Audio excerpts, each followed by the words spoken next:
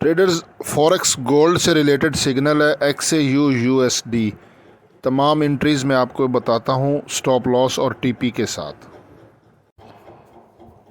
Traders हमारा जो gold है ना, गोल्ड XAU USD 30 मिनट के टाइम फ्रेम में ये इस वक्त सेलिंग जोन में है। ये देखें, ये सेलिंग जोन में है। इसका ऊपर SL मैं आपको दिखा देता हूँ। ये मैंने ड्रैग करके ऊपर यहाँ पे रख देते हैं। ये आप SL लगा दें, इसको सेल करें, गोल्ड को सेल करें और 2306 है 2307 कर दें। SL मैं यहाँ पे लिखने लगा हूँ।